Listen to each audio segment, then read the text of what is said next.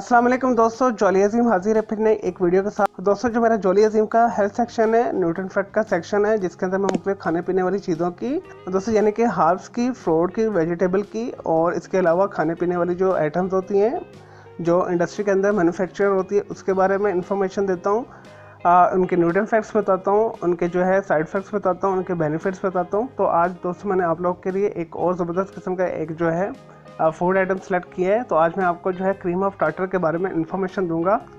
और दोस्तों, जो इसका केमिकल नेम है इसे पोटाशियम बाई टार्टरेट बोला जाता है। दोस्तों, ये माइल्ड जो साल्ट होता है, जो इतना ही माइल्ड होता है कि आप 2 गिलास पानी के अंदर 4 जो है ड्रॉप्स के करीब जो है लेमन को निचोड़ दें। और नेचुरली तौर पर दोस्तों ये जो है शराब बनाने के प्रोसेस के दौरान जो इसे कशीद किया जाता है। और दोस्तों, ये मुख्तलिफ किस्म की चीज़ों में इस्तेमाल होता है। और दोस्तों, इसे जो है बेकिंग पाउडर में यूज़ किया जाता है ताकि जो केक अच्छे तरीके से फूल सके।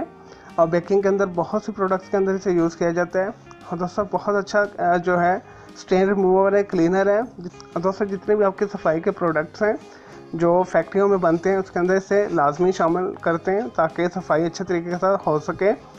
और जो स्टेबलाइज़र भी बहुत ही अच्छा है, यानी ऐसी चीज़ें जिन्हें उसकी हालत में मेंटेन रखना होता है उसके लिए बेस्ट है। जैसा कि जब आप केक बनाते हैं उसके अंदर जब आप अंडों को बीट करते हैं कुछ देर बाद बैठ जाते हैं, अगर आप उसके अंदर क्रीम ऑफ टार्टर थोड़ा सा मिला लें तो वो जो अंडों की झाग है बैठेगी नहीं।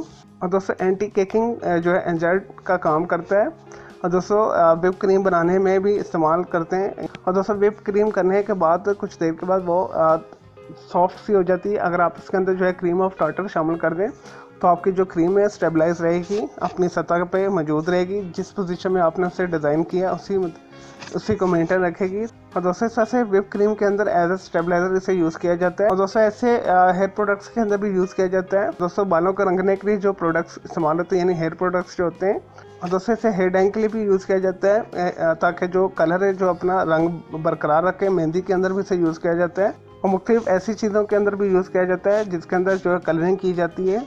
इसके इस्तेमाल से जो कलरिंग है वो महफूज हो जाती है, वो वाश के साथ जो है धुलती नहीं है। चलें दोस्तों, ये तो थे क्रीम ऑफ टार्टर के कुछ बेनिफिट्स। मैं बात हूँ इसके कुछ साइड इफेक्ट्स की तरफ। और दोस्तों, इसे मेडिकल जो है प्रोडक्ट्स के अंदर भी यूज़ किया जाता है। हुक्मा जो है इसे अपनी जो है हर्बल जो है मेडिसिन के अंदर भी यूज़ करते हैं। दोस्तों, इसका जो बहुत मुनासिब इस्तेमाल करना चाहिए।